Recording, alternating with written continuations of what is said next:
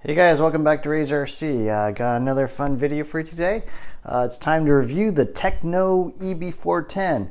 This is the latest 1/10 scale electric four-wheel drive buggy from Tekno. Really their first foray into the 1/10 scale class. They have the SCT and sort of the MT410, but those are basically 1/8 scale vehicles that they call 1/10 scale just because they're big trucks.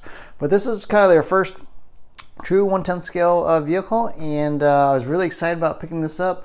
Hopefully you've seen my build video and my unboxing video, and I kind of talk about some thoughts in it there, but here's basically time for do the full review. So I'm going to talk about this kit in basically a bunch of different categories: build, design, performance, value, support, a bunch of different areas, ranking them from 1 to 10, 1 being the worst, 10 being the best.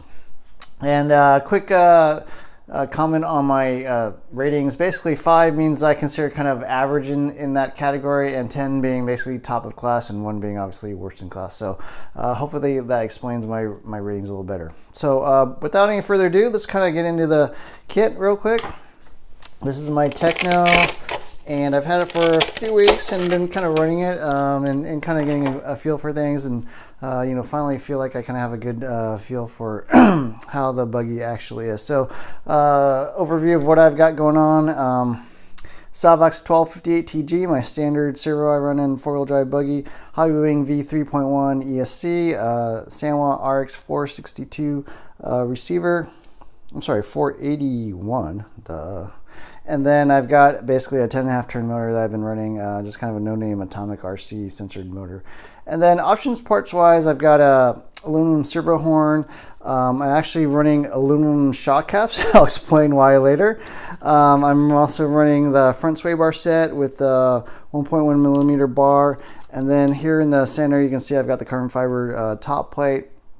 A nice little piece. Actually has a little mount for 30 millimeter fan, so you don't have to mount it on the side. The top mount actually is quite a bit better. So that's options parts wise. Setup wise, I did start out with the stock kit setup and then basically moved on to the Ryan Lutz setup. So I'm running the Ryan Lutz Ohio RC factory setup, and I actually found it to be really good. So that's actually quite nice. So anyways, that's what I've got going on in my particular kit. And so let's kind of talk about the build. Hopefully you've seen my build series, but overall the build was really good. The manual is really good. They don't explain what wheels to use. You do have to get TLR wheels, or you can get the +1 millimeter front hexes if you want to run associated wheels. But the manual is really nice. It's full color, a lot of explanations, very good description on how to build the shocks and all that kind of good stuff. Really the only area I had a major problem with was the shock caps. So shock caps are plastic. They really didn't seem like they were manufactured quite right. The plastics were really soft. The caps were kind of like ovaled out, so they didn't really quite thread onto the shocks correctly, and I had a lot of trouble with that. I think a lot of people do. Also, the bleeder screws actually stripped out on one of my bleeders. The bleeder screw holes actually stripped out on one of my bleeder screws. So that was kind of a bummer. Also, it uses these tiny little O-rings on the little bleeder screws, so those were a pain to put on. So overall, I'm gonna rate the build a 5. If it had aluminum shock caps or just better shock caps in general, I'd probably rate it an 8. But the shock caps were really that much of a bummer, really that much of a problem for me that I basically had to drop it down a few notches just for the shock caps alone. So if you get the aluminum shock caps, that obviously won't be a problem. I highly recommend you get those. And they cost about $36 for a whole set of 4, but definitely worth it. And I almost really wouldn't consider running this buggy without those. That's how big of a deal I feel it is. Other than that, yeah, everything was fine. The plastics are really nice. Fit and finish is good. You do have to trim out the body on your own. You have to trim out the wing. The stickers are pre-cut, so that's nice. Some parts still come on parts trees, so you do need some what do you call them, flush cutters. So yeah, overall the build, I kind of give it an average score of 5. It's really just due to the shock caps though. Other than that, everything was really good. So I was quite happy with that overall, besides for the shock caps. Next category is the design. And so looking at this buggy, obviously there's some very basic design principles that they put into place. Number one, obviously, is they want to mount all the electronics as forward as possible. So battery, motor, ESC, like everything is just jammed completely up front. And they also have these reverse bell crank system, basically where the bell cranks mount to the front diff case and basically pivot off of that. So I think that's pretty much just to increase room and space up front for the electronics. That's kind of the number one overriding design thing you'll see. There's also no side rails, which I thought was a little odd. And kind of starting from the front end and going back, obviously it's got the 13 millimeter bore shocks, unusual for this class. You know, pretty much everyone else uses 12 millimeter bore. But yeah, everything's quite beefy, sturdy, you know, sort of in some sense over-engineered. It's really built for durability, really built for toughness and basically being able to withstand crashes and such. A lot of neat little details I think they put it and sort of thought they put into it. They have basically captured shock cups with like a little threaded worm screw that goes through the eyelets. Normally it also comes with like left hand threaded and right hand threaded screws for the shock mounts onto the arms. I actually took those out and just put on regular 3 millimeter button heads.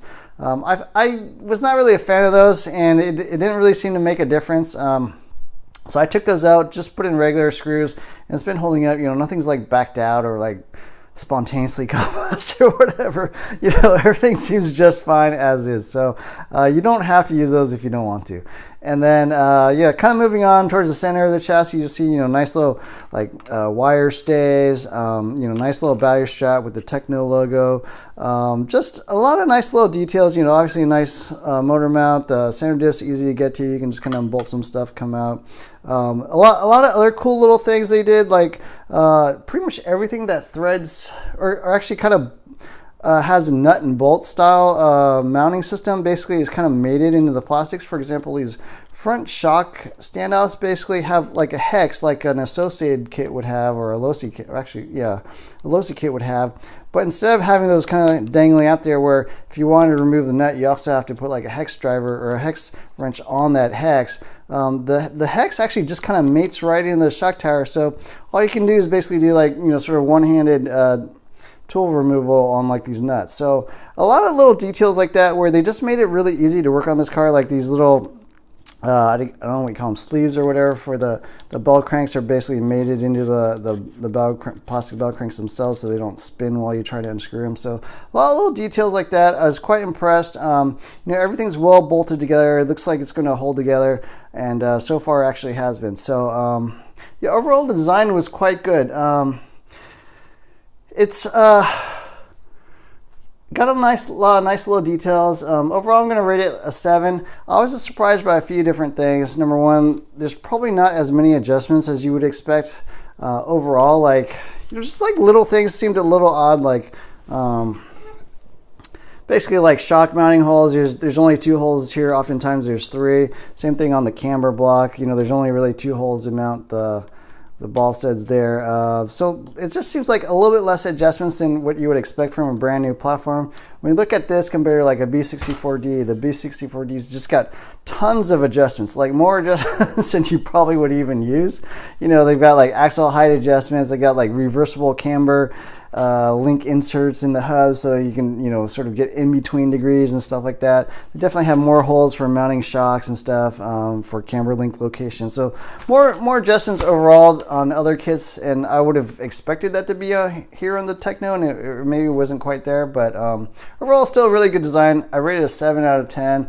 Definitely above average. The front weight bias we'll talk about more in the performance category, but everything's really nice and easy to work on. Really no issues overall. So design is actually one of the strong points, I think, of this buggy. Next category is performance, and so how does this thing drive? And if I had to explain in one word, I'd just say it's freaking awesome, dude. I mean, this buggy drives really, really, really good. I mean, you know, now with the front forward weight bias, what does that bring to the table in terms of how the buggy performs? Well, first of all, I think the steering on this thing is ridiculous. I mean, this buggy steers ridiculously good. Corner entry, mid corner, everything steering wise is phenomenal. And I think a lot of that's due to that front weight bias. The other things you'll notice is acceleration is also actually very good. You would think with the forward weight bias, maybe the rear traction wouldn't be very good and wouldn't accelerate very well. But something I've been thinking a lot about is how this buggy drives. And under acceleration, you obviously have a lot of rear weight transfer, so a lot of movement towards the rear end. The rear end kind of squats, and basically that's how the rear wheels can go. But with that forward weight bias, I feel like you get more of a forward or like a full-time four-wheel drive acceleration effect, where basically all four wheels are helping you propel forward. So there's a little bit less weight transfer probably to the rear, but because everything's sort of more evenly distributed when you're accelerating, like all four wheels are really propelling this buggy forward. So I think the acceleration thing is actually surprisingly good. It's really, really good. Braking, it can get a tad unstable under braking, because obviously there's nothing in the rear, and so it'll kind of get a little twitchy rear end wise, fishtailing wise. But one thing I kind of noticed with this setup is basically there's very little rear droop. Actually, front and rear droop are almost identical. There's about 2 millimeters more rear droop, so it's actually not that squirrely. And I think they kind of designed it or kind of set this buggy up that way so that you get less of a forward weight transfer, because there's so much weight already on the front end that you don't really need as much forward weight transfer. And that way it tends to be a little more stable that way. So acceleration is phenomenal. Braking is still solid, pretty good.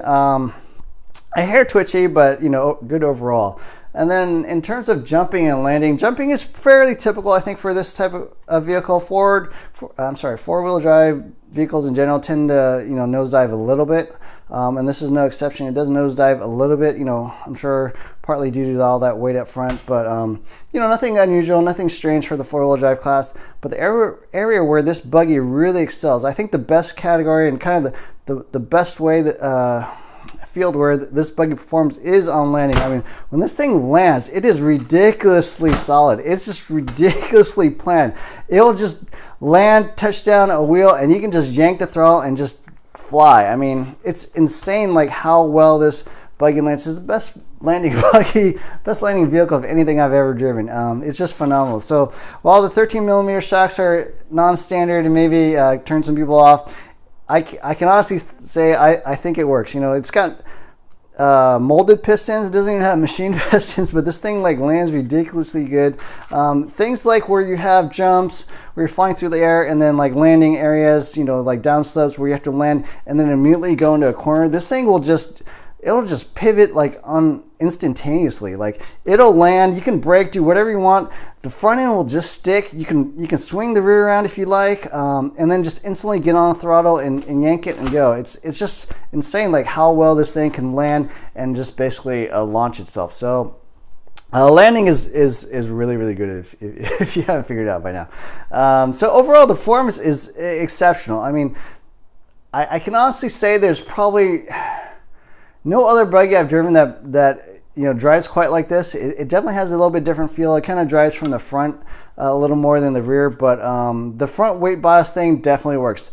The 13 millimeter shock thing, it definitely works. Whatever they've done with this Tekno with no side rails, with basically no weight in the rear, it just works. So performance, I'm going to rate this actually a 9 out of 10. I can't say it's perfect in every area, but it's exceptionally good driving buggy overall. So performance is a 9 out of 10. Next category I want to talk about is durability, and Tekno obviously is well known in the RC market as having some of the most durable vehicles on the planet. And overall, four-wheel drive buggies are a hard category to make durable, and there's a bunch of reasons why. Partly is just because they're so capable and can generate so much speed, and obviously you're usually running a mod motor and can generate so much forward traction, acceleration, and braking that these are just so capable, but yet they're open wheel design, sort of have just a simple little body, nothing really protecting it. And then the last area why these things kind of tend to break is you really have very little kick up front. So while a normal two-wheel drive buggy might have 25 degrees or 30 degrees of front kick up, so basically when you slam the front wheel into something, it'll basically absorb that shock by basically moving backwards a little bit. With such little kick up, basically when the front wheel hits something, it basically wants to shear that arm off and just rip it right out of the hinge pin. And so that's partly why it's really hard to make a durable four-wheel drive buggy. But the Tekno actually has been quite durable. I can't say it's really indestructible like other Teknos that I've driven, but I think they did a pretty good job overall. The plastics are quite durable. They tend to be a little bit more on the softer side rather than the kind of the stiff or brittle or really hard side. I think that adds somewhat to the durability because they can basically flex a little bit and give a little bit rather than just try to crack. But I definitely have broken a couple things on this kit. So in the last couple weeks, I've actually bent a front hinge pin. I've actually also tweaked a shock tower, shock standoff. So the shock standoff, it's just slightly bent, not a big deal. I actually haven't even replaced it yet, but the hinge pin was definitely bent and came about as basically from a heavy collision into a wall, like in a high-speed sweeper. So I definitely expected something to break, but none of the plastics have broken, and from what I've read and seen, it's pretty much just the metal stuff that will tend to bend. Like these turnbuckles are kind of flimsy looking to me. They're 3mm. I wish they were 3.5 or 4mm. So I've definitely seen people break these. Overall, not too many other issues. I think just the metals, you might want to stock up on extra turnbuckles, hinge pins, and probably shock standoffs. Some people have like hinge pins popping out of the arms and stuff, but I haven't had any problems with that. Some people, have broken like shock towers and stuff, but I think you'd have to be pretty freaking crazy to break a shock tower. I mean, those things are like, I don't know, 10mm or something. So they're insanely thick shock towers. But the one thing I would want to mention is that there's something I did notice kind of with the body and kind of the way this vehicle is designed. So I did mention the shock standoffs, and these shock standoffs are quite long for a four-wheel drive buggy, and I think that's pretty much due to the 13mm shocks. Because these are a little bit wider, they need to be a little bit spaced off a little bit further from the shock tower as compared to other shocks. So these are about 1/8 of an inch or 1.5mm further out than like my B64D. So that's probably why these things get tweaked a little bit. And then the other thing I want to mention is basically the body. So the body actually tends to kind of stick up a little bit higher than the shock tower, especially when you look at the relationship between the shock tower and then the wing. And this thing sticks out further than those two things. So if you hit something, basically this is going to slam into the ground and basically put a lot of forces into where it mounts onto the chassis here. So bodies do seem to get beat up a little bit more than most kits. But that's just kind of a style thing, I guess they did. But overall durability is quite good. Definitely above average. I'm going to rate it a 7 out of 10. Not indestructible, but for a four-wheel drive buggy, pretty darn good. So the next category I want to talk about is value, and the Tekno retails for $399, which actually is one of the cheapest buggies on the market. And a funny thing kind of happened when this buggy got released. As soon as this buggy got released, TLR dropped the price of their 22 Ford 2.0 to $349, and Associate also dropped the price of their B64D to $389. So while this was the cheapest buggy on the market, sort of tied with the TLR, it no longer is now that Team Associate and TLR has basically dropped the price of their buggy. And to be honest with you, I think this buggy kind of scared those guys. I think this thing came out, I'm sure they've got kits at their research and development headquarters, and they've driven this buggy. And because this thing drives so freaking good, and it was basically priced, at least as low or even cheaper than TLR and Associate, I'm sure that kind of panicked them a little bit. They're like, oh my gosh, this thing is ridiculously good and really cheap, and that's a bad combination for us. So they quickly dropped the prices of their kits. And so overall, the value, it's still on the cheaper side. The Kyosho, the Hot Bodies, the Yokomo, the X-Ray, everybody else is still kind of over that $400 mark. It's really only the American companies here in the U.S. that have got under that $400 mark. So value-wise, I'm going to rate it a 6. It's not really got the most fancy looking components, right? There's nothing carbon fiber in there. There's limited aluminum stuff. You just have aluminum ABCD blocks and sort of this motor mount, but everything else is plastic. You know, the caster blocks are plastic. The rear hubs are plastic. There's no front sway bar. All the Lexan you have to cut out yourself. Parts still come on parts trees. So while it's cheap, it also, doesn't pose, quite that much value in the box. There's no wheels, which is a little bit of a bummer, but anyways, overall, I think the value is still pretty good, but it's not a ridiculously, insanely high, value product. I think they priced it well. I think what you get is pretty nice in the box, but you do have to get a couple things like the shock caps and the aluminum servo horn and wheels, obviously, before you can run this thing. So value 6 out of 10. Next area I want to talk about is support, and Tekno is a very small company. They're located in California. I also live in California. So support for this product, is not going to be as good as the other guys. I think here in California, most racetracks and better hobby shops will carry Tekno parts. But it may be difficult to get stuff, at your local hobby store if you don't live in California. I imagine in the rest of the country, especially internationally, outside of the U.S., it's going to be hard to get Tekno parts. You're pretty much going to have to stock your own stuff or order stuff online. And that is a little bit of a bummer. They do try to provide some how-to videos on YouTube, and they do have some setup sheets and stuff, but they're a small company, and realistically, they're just not going to have the support that the big guys do. Now, I will say they've done a good job so far with the EB410, providing extra parts, providing option parts, getting those out to people. So if you actually order stuff directly from Tekno, that's actually one of the best ways to get parts. But overall, I got to rate the support below average. I'm going to rate it a 3 out of 10 just because it's just a small company, and it's going to be a little bit harder. You're going to have to, support yourself a little bit more. So support 3 out of 10. And then kind of the last category I want to talk about is maintenance, because I think that's kind of an important thing. Those of you who owned other four-wheel drive buggies, the hot bodies or the TLR or whatever, can know that maintenance can be a bit difficult, tricky on these things. Actually, maintenance is very good on this kit. The diffs are really easy to get to, about 4 screws or so each. Even the center diff, you can just kind of remove the center plate, pop it out, and then change and put it back and that stuff. Areas I didn't really like, number one, the electronics are like crazy compact and sort of dense here up front. You have to be really careful about how you kind of place and wire things and make sure things are nice and tidy, yet still have access to everything. Like I had to mount this receiver here so I could still get to the bind plug, so I can still get to actual not bind plug, the bind button, and then actual receiver plugs, the motor wires and such, sensor wire, my transponders here, so I can actually still pop it out and stick it in another car. So just a lot of trickiness, I guess.